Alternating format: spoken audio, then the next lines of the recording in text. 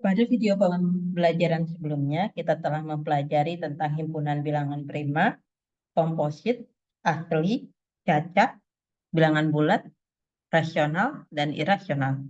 Dan kita telah mengetahui bahwa gabungan dari himpunan bilangan rasional dan himpunan bilangan irasional itu adalah himpunan bilangan real, yang biasanya kita notasikan dengan huruf R cantik seperti ini. Nah, dengan demikian berarti sesuai dengan apa yang kita simpulkan di akhir video, R di sini itu sebagai himpunan yang memuat himpunan bilangan rasional yang kita simpulkan dengan Ki. Ki di sini memuat, kan memuat tuh harusnya ini ya, terbalik ya ini ya. Ya, harusnya seperti ini ya. Sorry. Ki di sini memuat himpunan bilangan bulat dan himpunan bulat di sini memuat himpunan bilangan cacah ya, dan asli. Atau N ini adalah subset dari Z. Z itu adalah himpunan bagian dari Ki dan Ki di sini adalah himpunan bagian dari R. Ekuivalen ya, dan mengatakan seperti itu. Nah, tetapi ketika kita ingin menyelesaikan suatu persamaan misalnya adalah X kuadrat plus 1 sama dengan 0. Nah, persamaan ini kalau kita domainnya itu adalah himpunan bilangan real, maka persamaan ini tidak mempunyai penyelesaian. Tetapi kalau pembahasannya dalam domainnya dalam himpunan bilangan kompleks, maka dia mempunyai penyelesaian. Nah, oleh karena itu, pada bagian ini kita akan membahas tentang himpunan bilangan real dan himpunan bilangan kompleks. Nah, tetapi sebelum kita mempelajari lebih dalam, kita harus tahu dulu tujuan pembelajaran kita hari ini, yaitu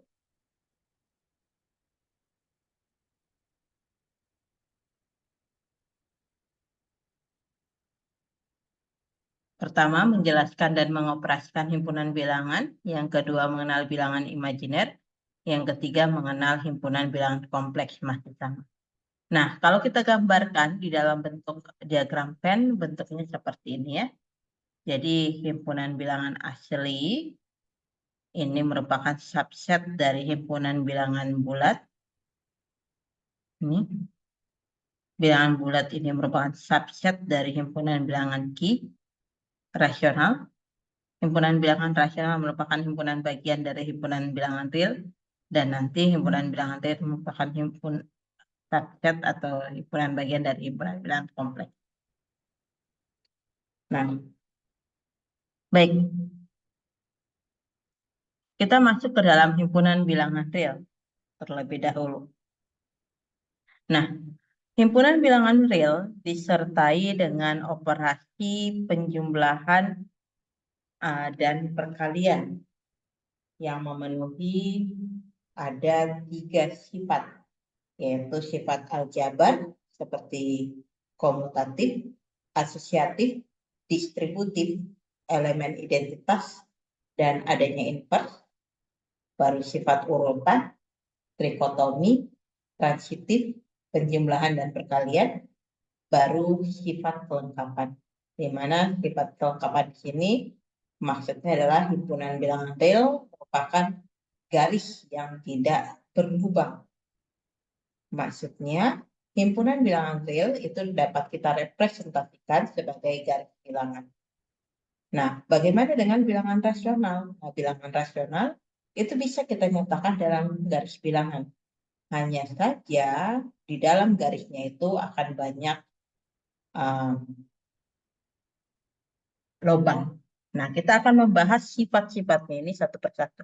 Kita mulai dari sifat aljabar, di mana di sifat aljabar dikatakan himpunan bilangan real memenuhi sifat-sifat aljabar, di mana dia tertutup terhadap operasi penjumlahan dan perkalian. Nah, himpunan bilangan real yang tertutup terhadap operasi penjumlahan dan perkalian inilah yang disebut dengan sistem bilangan real. Nah, dikatakan di sini untuk setiap X, Y, Z anggota bilangan real memenuhi aksioma berikut. Yang pertama, memenuhi sifat komutatif.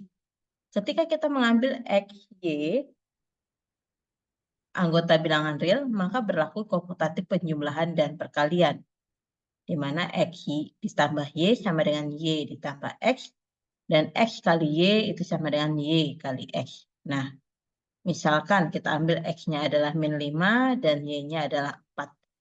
Ketika kita menambahkan min 5 ditambah 4, itu hasilnya min 1. X tambah Y ya. Dan ketika kita tambahkan Y tambah X, yaitu 4 tambah min 5, juga hasilnya min 1. Artinya X tambah Y itu sama dengan Y tambah X. Kemudian X kali Y itu adalah min 5 kali 4. Hasilnya min 20. Y kali X itu adalah 4 kali min 5. Sorry. Hasilnya adalah min 20. Sama nilainya. Artinya X kali Y sama dengan Y kali X. Nah, itu sifat komutatif. Nah, selanjutnya sifat asosiatif. Ketika kita ambil X, Y, Z anggota bilangan real, maka berlaku sifat asosiatif penjumlahan dan perkalian. Kita ambil X-nya min 5 tetap sama min 5 anggota bilangan real. Kemudian Y-nya kita ambil itu adalah 4 sama juga anggota bilangan real. Dan Z-nya adalah 3 anggota bilangan real. Kita masukkan saja. Min 5 ditambah 4 tambah 3. Berarti sama dengan min 5 tambah 7. Hasilnya 2. Baru ketika kita tambahkan dulu, X tambah Y dulu, min 5 tambah 4 dulu. Baru kita tambahkan 3, sama. Hasilnya adalah min 1 tambah 3, 2. Sama berarti ya. X tambah Y tambah Z ternyata nilainya sama dengan X ditambah Y, kita tambahkan dengan Z. Oke, kalau kita kalikan X, kita kalikan Y kali Z. X-nya tadi adalah min 5, kita kalikan dengan Y-nya 4 kali 3. Hasilnya min 5 kali 12 itu adalah min 6. Kemudian X-Y dulu kita kalikan, baru kita kalikan Z. X kali Y itu adalah min 5 kali 4 adalah min 20. Kita kalikan dengan Z-nya 3, hasilnya juga sama. Nah, berlaku sifat asosiatif. Dan yang ketiga itu berlaku sifat distributif. Di mana ketika kita ingin mengalihkan X dikali Y tambah Z itu sama saja dengan XY ditambah XZ. Nah, kita coba ketika kita mengalihkan X yaitu min 5 tadi ya. Kita kalikan dengan Y-nya tadi 4 tambah 3. Berarti kan sama dengan min 5 tambah kali 7. Hasilnya min 35. Bagaimana kalau kita kalikan XY ditambah XZ? XY-nya tadi min 5 kali 4, kita tambah dengan min 5 kali 3. Hasilnya adalah min 20 ditambah min 15. Sama, hasilnya min 35. Ya, cepat distribusi. Nah, selanjutnya ada yang dinamakan dengan sifat elemen identitas. Di mana maksudnya di sini adalah ketika kita berbicara tentang elemen identitas perjumlahan, ketika kita menjumlahkan suatu bilangan dengan elemen identitas, hasilnya itu adalah bilangan itu sendiri. Dalam hal ini, elemen identitas dalam penjumlahan itu adalah 0. Jadi ketika kita menjumlahkan suatu bilangan, katakan aja adalah X, kita tambahkan dengan elemen identitas 0, berarti itu sama saja dengan 0 tambah X. Hasilnya adalah X. Bilangan itu sendiri. Contoh X-nya tadi adalah min 5, kita ambil ya. Min 5 tambah 0. Itu kan sama aja hasilnya min 5 ya. Yaitu X itu sendiri.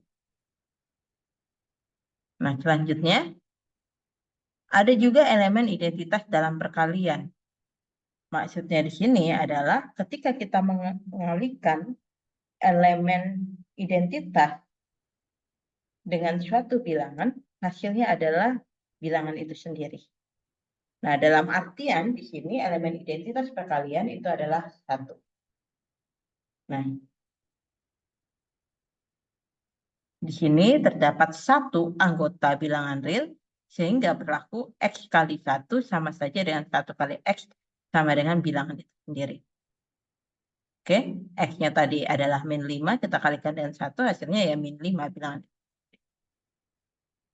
Nah, selain elemen identitas penjumlahan dan perkalian, ternyata ada sifat inverse atau balikan, di mana sifat balikan atau inverse ini maksudnya adalah suatu bilangan apabila dioperasikan dengan inverse-nya. Operasinya di sini bisa saja perkalian, bisa saja penjumlahan, maka kita akan memperoleh hasilnya itu berupa elemen identitas. Karena tadi pada elemen identitas ada penjumlahan dan perkalian, berarti di balikan ini juga ada penjumlahan dan perkalian. Nah, setiap bilangan real X itu mempunyai balikan aditif atau inverse penjumlahan, yaitu negatif X. Sehingga X ditambah negatif X adalah elemen identitas pada penjumlahan, yaitu 0. Jadi kalau tadi min 5, inverse-nya adalah inverse penjumlahannya adalah negatif dari negatif 5, yaitu positif 5. Min 5 tambah 5 hasilnya 0. Ya. Nah, setiap bilangan real kecuali 0 itu mempunyai inverse perkalian, yaitu 1 per X. Sehingga X kali 1 per X sama dengan 1. Sebagai contoh, jadi ketika kita punya X-nya itu adalah min 5,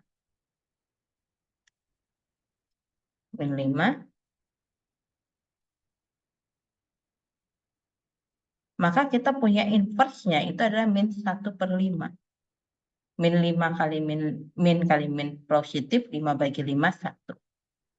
Ya, hasilnya adalah elemen identitas pada perkalian, yaitu 1. Nah, setelah kita membahas tentang sifat aljabar, kita akan membahas tentang sifat urutan. Tetapi sebelum kita membahas sifat urutan, ternyata himpunan bilangan real itu dapat kita bagi menjadi 3 himpunan bagian tak kosong yang saling asing, dalam artian tidak ada anggotanya yang sama. Di mana himpunan bagian yang pertama itu adalah kita sebut dengan himpunan bagian himpunan semua bilangan real positif, yaitu di sebelah kanan dari 0. Dan yang kedua itu adalah himpunan 0, di mana 0, bilangan 0 itu sendiri adalah satu-satunya anggota. Dan yang ketiga itu adalah himpunan bilangan negatif, real negatif, di mana dia di sebelah kiri 0. Nah, kalau di sebelah kanan 0 tadi berarti dia kan di sebelah kanan 0 kalau kita lihat 0,1, 0,2, 0,3 ya gitu ya, dan seterusnya sampai 100, 1000 gitu ya. Berarti kalau kita tahu yang di sebelah kanan itu, itulah yang kita kenal sebagai bilangan positif. Ya, kalau bilangan positif berarti dia di sebelah kanan 0. Berarti kalau dia di sebelah kanan 0, di sini kita notasikan dia adalah lebih besar dari 0.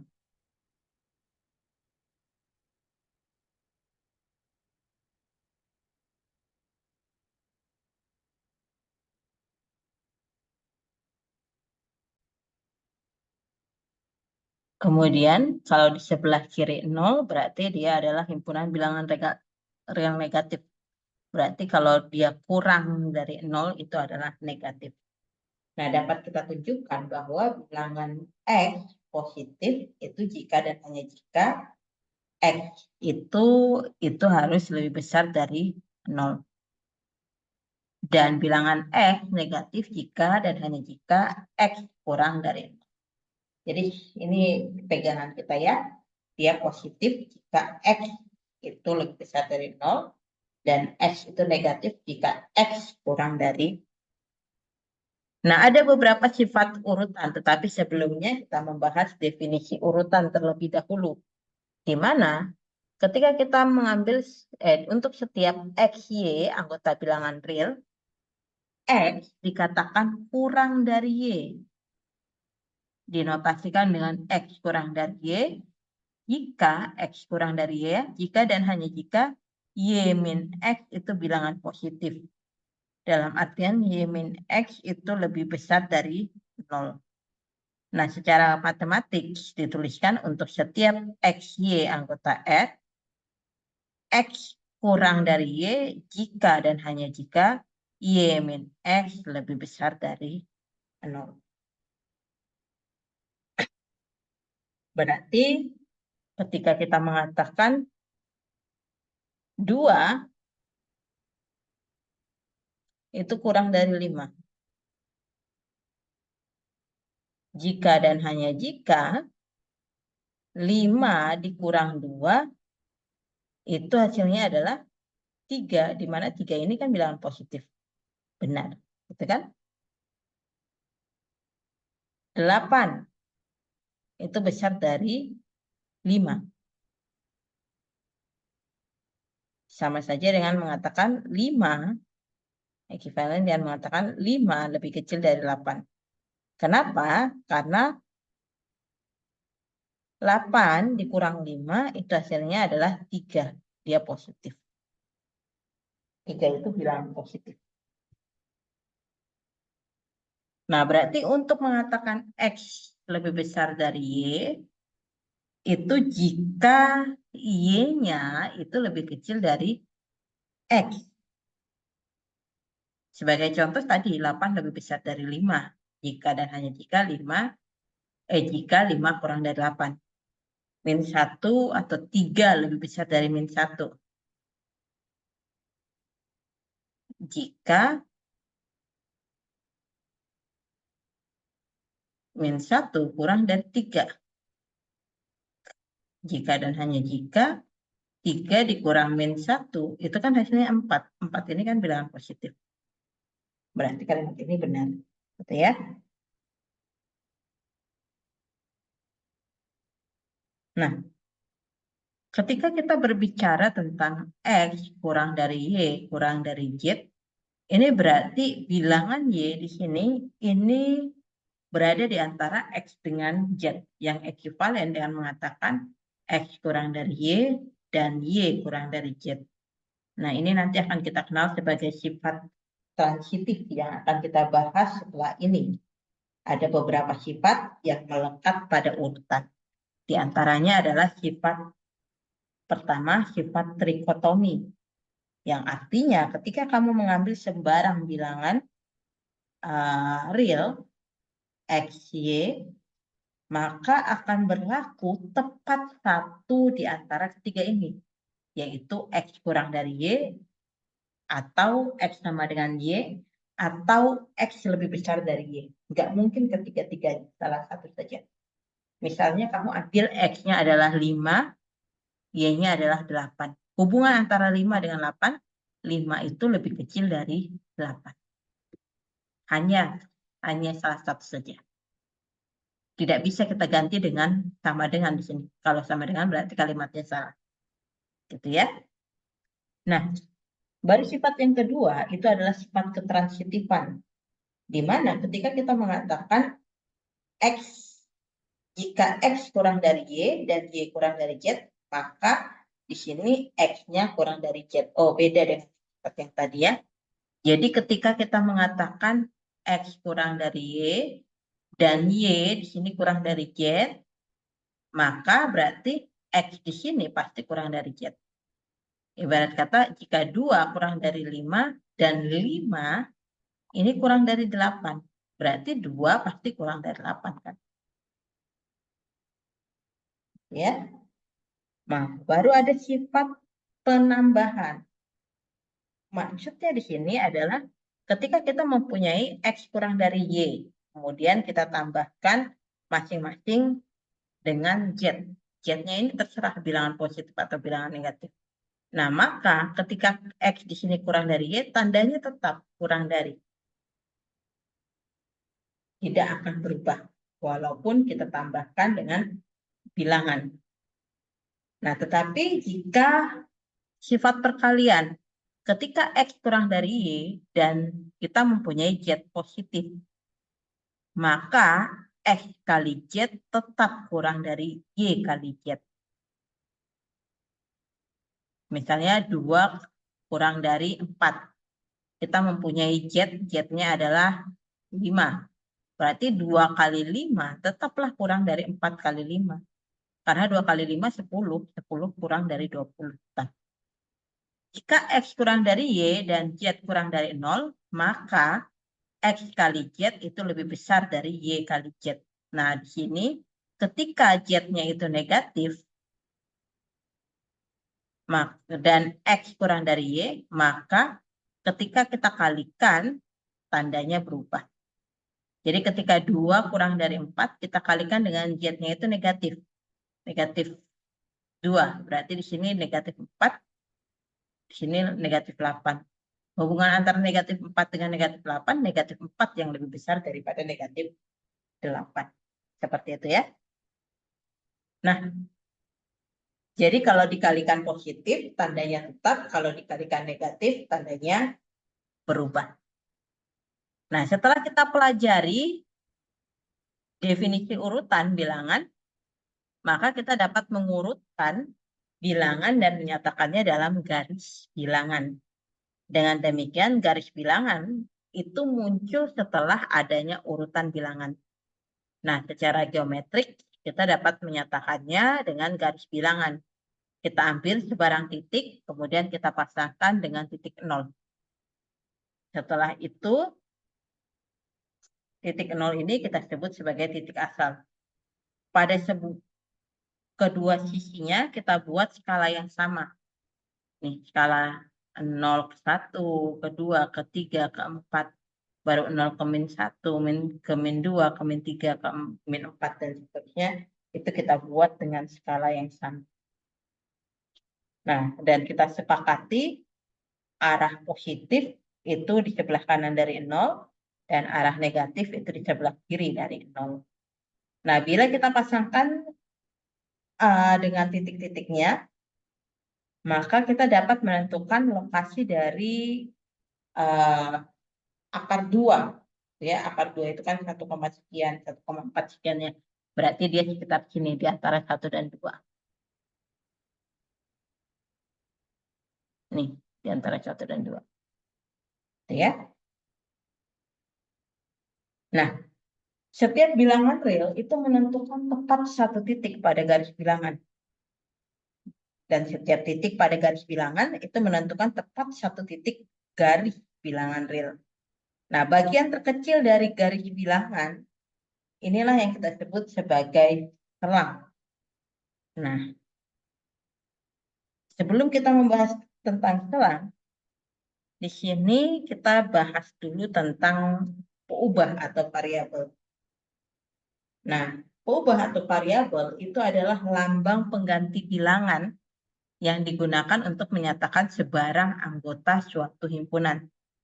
Jika himpunannya itu adalah bilangan real, maka variabelnya itu kita sebut sebagai variabel atau peubah bilangan real. Nah, kalimat matematika itu dibagi menjadi 2. Ada yang kita sebut kalimat terbuka dan ada yang kalimat tertutup. Kalimat tertutup itu adalah kalimat yang kita tahu kebenarannya. Itu bernilai benar atau bernilai salah. Misalnya, ibu kota Kalimantan Barat adalah Pontianak. Nah, itu benar. Tetapi ketika kita bilang 2 tambah 3 sama dengan 7. Nah, itu adalah salah. Berarti itu adalah kalimat tertutup karena kita tahu itu benar atau salah. Sedangkan kalimat terbuka itu adalah kalimat yang belum kita tahu itu kebenarannya. Apakah dia bernilai benar atau bernilai salah. Nah, biasanya kalimat terbuka ini itu memuat variabel atau lambang pengganti bilangan di dalam kalimat matematika. Sebagai contoh misalnya seperti X tambah 5 dan 8. Kita belum tahu ketika X-nya 2, kalimat itu bernilai salah.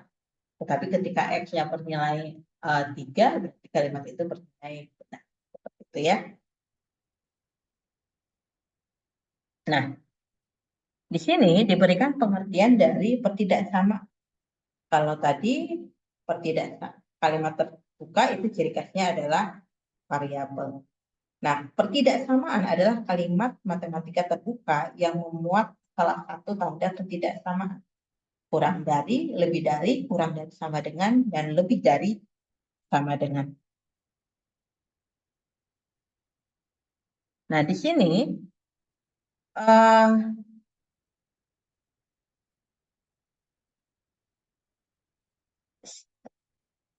himpunan bagian dari himpunan bilangan real itu kita sebut sebagai selang. Nah, secara umum, selang itu dibagi menjadi dua. Ada yang disebut selang terhingga atau selang terbatas, dan ada yang disebut dengan selang tak hingga atau selang tak terbatas.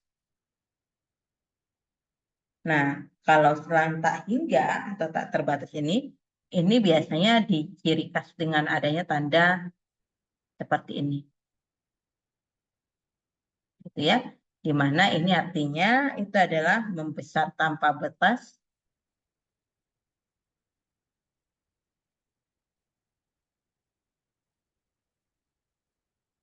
positif tak hingga, dan ini negatif tak hingga adalah mengecil tanpa batas.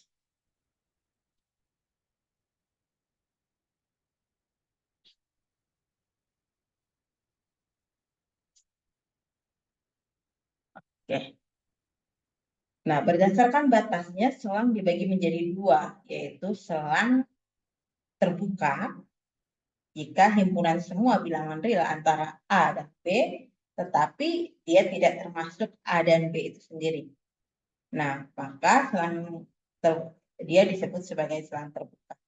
Nah, selang terbuka dinotasikan dengan himpunan X, di mana A kurang dari, tandanya di sini kurang dari X, kurang dari B.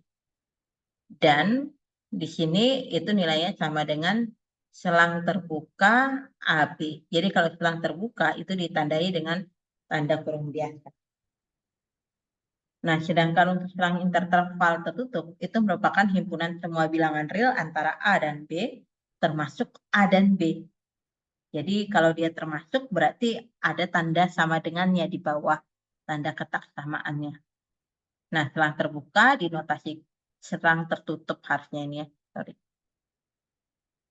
Selang tertutup dinotasikan dengan himpunan X, di mana A kurang dari sama dengan X kurang dari sama dengan B. Dan jika dia dinotasikan ke dalam himpunan selang, maka dia pakai selang si. Jadi terdapat perbedaannya kalau dia terbuka pakai kurang biasa, kalau dia pakai kurung siku berarti pakai tanda sama dengan. Nah, ada beberapa jenis selang di sini. Nah, kita coba satu persatu. Himpunan X di mana A kurang dari X kurang dari B. Berarti di sini himpunannya di antara A dan B tidak termasuk A dan B.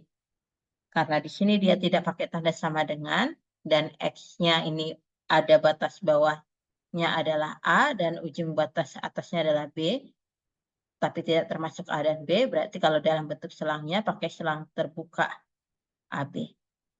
Kalau dalam bentuk grafiknya, berarti dia di sini seperti ini.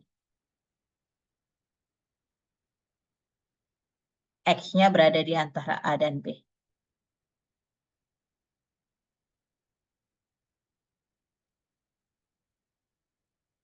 Oke, seperti itu ya. Nah, kalau yang kedua, ini yang pertama ini kita sebut sebagai selang terbuka. Kalau yang kedua, himpunan X di mana A kurang dari sama dengan X, kurang dari sama dengan B. Berarti ujung bawahnya itu adalah A. Dan ujung bawah atasnya itu adalah B. Dan termasuk A dan B. Kalau kita buat dalam bentuk selang, berarti A dan B-nya itu termasuk. Dalam artian kita gunakan kurung siku. Nah, kalau kita gambarkan seperti ini. Seperti tadi, cuma bedanya A dan B-nya termasuk. Di sini ya, dia termasuk ini. Dan di tengahnya kita arsir.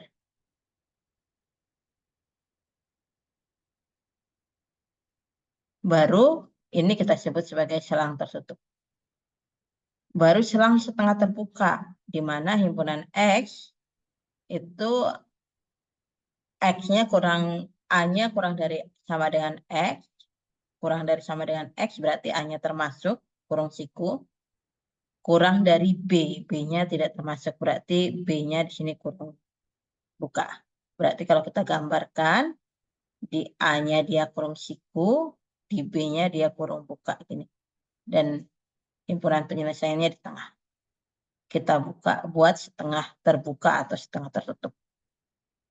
Nah, sama dengan yang selanjutnya ya. Berarti dia setengah tertutup dan setengah terbuka. Di A-nya dia terbuka, di B-nya tertutup. Kalau kita gambarkan, berarti di sini A-nya dia terbuka, di B-nya dia tertutup. Seperti itu. Kita arsip tengahnya ya. Nah, baru yang kedua, selanjutnya, dia mempunyai batas atas, yaitu B. B-nya memuat, berarti ini. Tetapi dia tidak mempunyai batas bawah, dalam artian dia mengecil tanpa batas. Karena dia mengecil tanpa batas, berarti di sininya itu adalah negatif tak hingga, koma B. Kalau kita gambarkan, berarti secara grafik, di sini di B-nya dia selang tertutup, karena dia mengecil tanpa batas, berarti dia tidak mempunyai ujung. Gitu.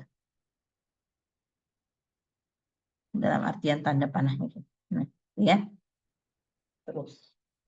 Baru di sini dia tidak mempunyai batas bawah juga, berarti di sini negatif tak hingga, dan dia batas atasnya tidak termuat di dalamnya B. Berarti di sini harusnya pakai kurung biasa. Kalau kita gambarkan, berarti harusnya gini. Di sini B, baru di sininya seperti ini ya. Diarsir. Oke. Nah, selanjutnya, X di mana X lebih besar sama dengan A. Dia mempunyai batas bawah yaitu A. Tetapi dia membesar tanpa batas. Karena dia membesar tanpa batas, berarti di sini positif tak hingga. Dalam bentuk grafik, berarti di sini di A-nya dia kurung siku, sedangkan dia membesar tanpa batas. Seperti ini. Dan yang selanjutnya, X di mana X lebih besar dari A. A-nya tidak termasuk. Berarti di sini kurung buka biasa, baru di sini positif tak hingga. Kalau kita gambarkan, di sini kurung biasa, A, baru di sininya dia tanda merah. Gitu ya. Nah, baru yang terakhir, himpunan bilangan real. Dalam artian dia tidak mempunyai batas bawah dan atas. Dia mengecil tanpa batas dan membesar tanpa batas. Nah, kalau dia mengecil tanpa batas, berarti kalau dalam bentuk selang, kita buat di sininya minta hingga dan membesar tanpa batas, berarti positif tak hingga. Berarti di sininya, kalau kita gambarkan, dia segini. Semuanya kita arsir. Itu ya. Nah, itu contoh selangnya. Nah, sebagai contoh di sini ada diberikan. Nah, kita disuruh untuk membuat selang tertutup 25. Berarti kalau kita gambarkan, batas bawahnya adalah 2, dan batas atasnya adalah 5. Berarti di sini 2, dan di sini 5. Gitu ya. Dan dia ada di tengah-tengah. Gitu. Kemudian 37. Berarti 37, di sini 3, dan di sini 7. Selang terbuka berarti gini. Nggak nyampe, sorry. Dan dia ada di tengah-tengah. Baru 57. 57. 5-nya selang tertutup. Dan 7-nya selang terbuka. Berarti gini.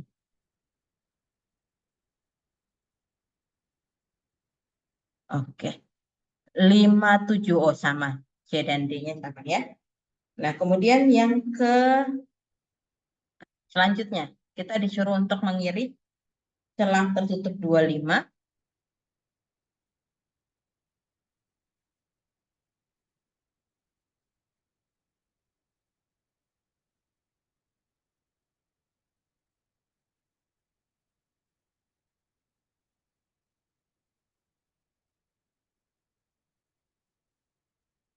dengan selang terbuka 37.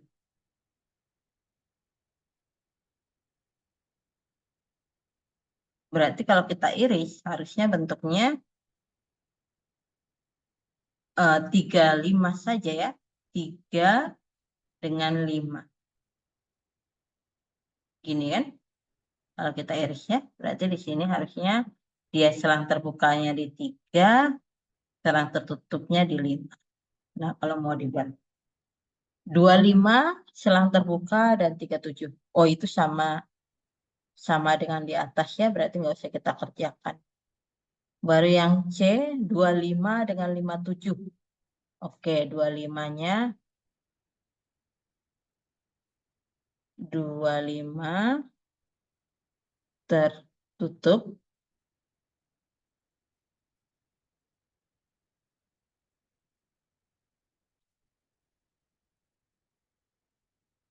dengan 57. 5-nya tertutup, 7-nya terbuka. Kita iris. Nah, ternyata yang irisannya itu hanya 5 lah satu-satunya. Berarti kita cukup menuliskan di sini hasilnya itu adalah 5. Gitu aja. Baru 25 dengan 57, tapi 5-nya terbuka. Berarti kalau di sini 2, di sini 5, dan di sini selang terbukanya di 5, di sini 7, berarti tidak ada irisan. Dalam artian himpunan kosong.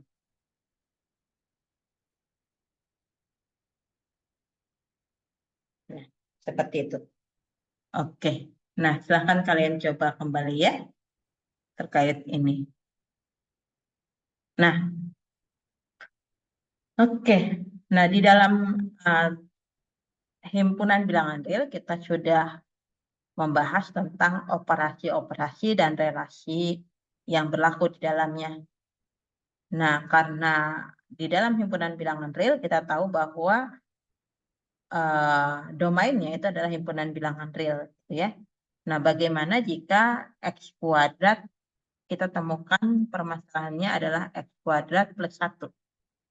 Tuh.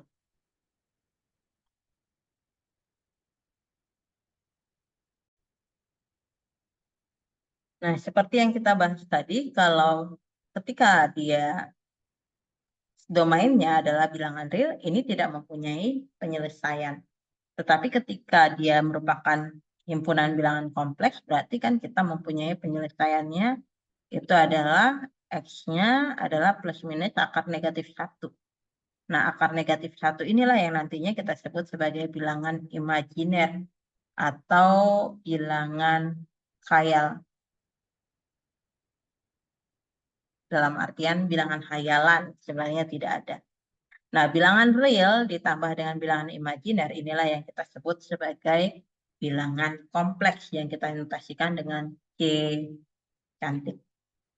Nah, tetapi apa sih definisinya? Nah, definisinya di sini himpunan bilangan kompleks dinotasikan sebagai C cantik dan dinotasikan sebagai C adalah himpunan bilangan Z, di mana Z itu adalah pasangan XY atau Z itu sama dengan X tambah I kali Y. Dengan X anggota bilangan real, Y anggota bilangan real, dengan I kuadrat itu adalah negatif 1. Nah, X di sini kita namakan sebagai bagian real, dan Y di sini kita namakan sebagai bagian imajinernya.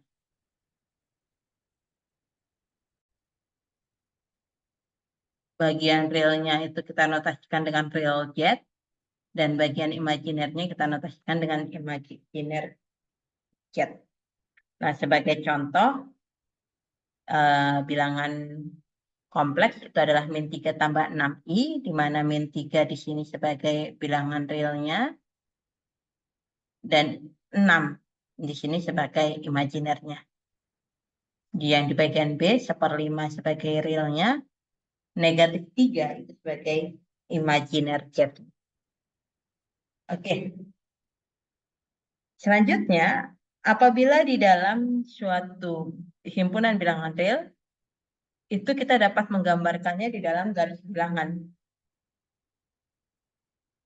Nah, karena Z itu kan sama dengan X tambah I kali Y, di mana dia dapat kita tulis dalam bentuk X, Y, sesuai dengan ini tadi. Ya, kita dapat nyatakan dalam X, Y, atau Z ini juga bisa kita nyatakan sebagai X tambah I tambah Y, gitu ya. Nah, berarti dia merupakan pasangan terurut bilangan real. Sehingga Z di sini dapat kita gambarkan secara geometris ke dalam koordinat kartesius sebagai titik pasangan X, Y, di mana X-nya di sini sebagai sumbu realnya dan Y-nya sebagai sumbu imajinernya. Bidangnya inilah yang kita sebut sebagai bidang argan atau bidang Z. Nah, dalam artian kalau kita gambar, disuruh menggambarkan Z sama dengan min 3 tambah 6i, berarti kalau kita gambarkan,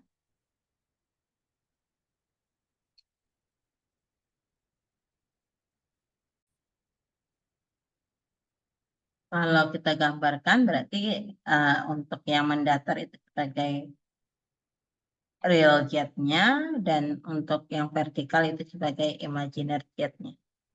Min 3 tambah 6i berarti realnya, imajinernya itu adalah, realnya adalah min 3, dan imajinernya adalah 6, positif 6 berarti kata. Nah, ini adalah Z1.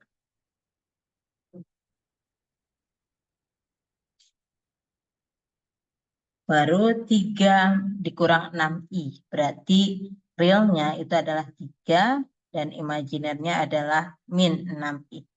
Berarti ke bawah ya. Z2. Baru Z3, realnya itu adalah 6, dan imajinernya adalah positif 3. Ini ya. Oke. Realnya itu adalah min 6, dan imajinernya itu adalah negatif 3. Ini ya. Berarti ini adalah Z4. Nah, seperti itu. Nah, itu untuk menggambar 4-nya. Nah, seperti halnya dalam bilangan real, dalam bilangan kompleks juga berlaku sifat-sifat penjumlahan gitu ya, dan perkalian. Nah, ini berapa operasi dalam bilangan kompleks. Jika Z1 itu adalah X1 ditambah I kali Y1, dan Z2 itu adalah X2 ditambah Y2, itu masing-masing bilangan kompleks, maka berarti Z1 tambah Z2 itu sama dengan X1 ditambah I Y1 ditambah X2 ditambah I Y2. Kita tambahkan bagian realnya dan bagian realnya, bagian imajinernya dan bagian imajinernya. Begitu pula dengan pengurangan. Ketika kita ingin mengalihkan Z1 kali Z2, berarti kita kalikan seperti biasa. Kita kalikan X1 seperti faktorisasi gitu ya. Berarti X1-nya di sini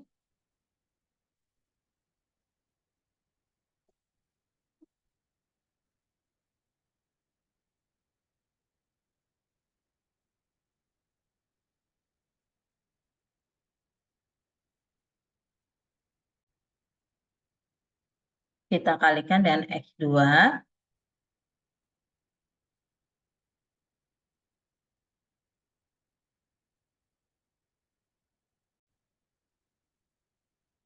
Berarti kita peroleh X1 X2. Baru X1 dikali Y2I, kita peroleh berarti X1 Y2I. Baru Y1I dikali X2, berarti kita peroleh X2 Y1I, baru Y1I kali Y2I, kita peroleh Y1 Y2I.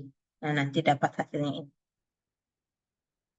Oke, nah selanjutnya, kalau kita bagi Z1 dibagi dengan Z2, berarti hasilnya adalah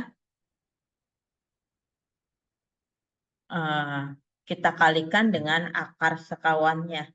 Akar sekawan dari X2 plus Y2I itu adalah X2 min Y2I.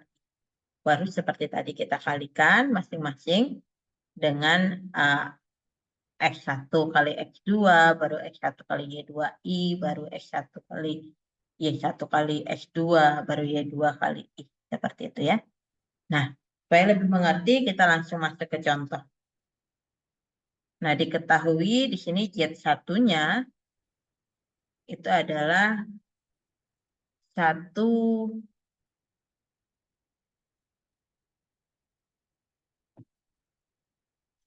2 min 3I.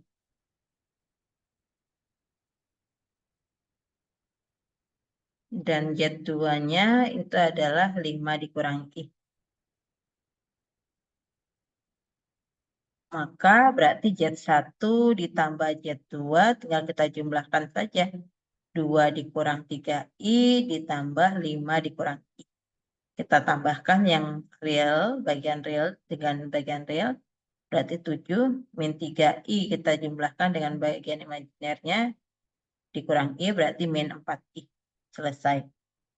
Baru kalau Z1 dikurang Z2 berarti langsung seperti tadi juga 2 min 3I kita kurangkan dengan 5 min I. Berarti sama dengan 2 min 3I dikurang 5 plus I. Hasilnya adalah min 3 min 2. Oke, baru Z1 dikali Z2 ya. Berarti 2 min 3I kita kalikan dengan Z2-nya adalah 5 min. 2 dikalikan 5 itu adalah 10.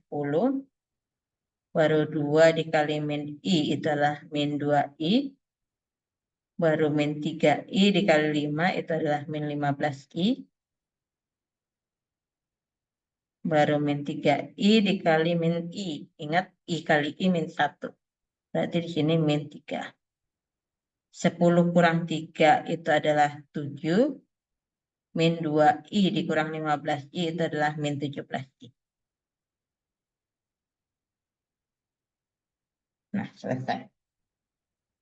Baru Z1 dibagi Z2.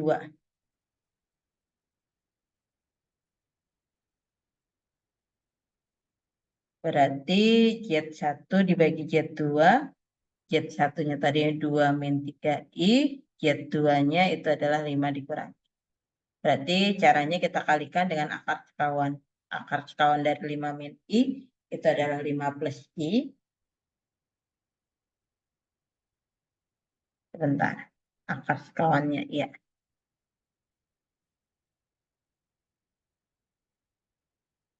Oke. X plus, ya. 5 plus I. Berarti di sini juga kita buat 5 plus I.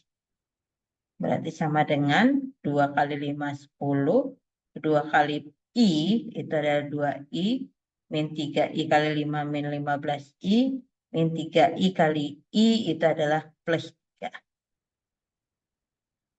Dibagi 5 kali 5, 25. I kali I min 1. Tapi di sini jadi plus 1 ya. 10 ditambah 3, 13I. 13. Baru 2I dikurang 15I berarti adalah min 13.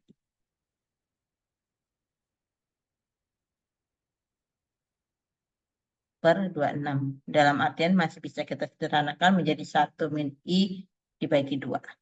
Gitu ya. Baru yang ke E itu adalah akar sekawan dari Z1. Langsung bisa kita cari yaitu 2 plus 3I. Baru yang F itu adalah akar sekawan dari Z1 ditambah Z2.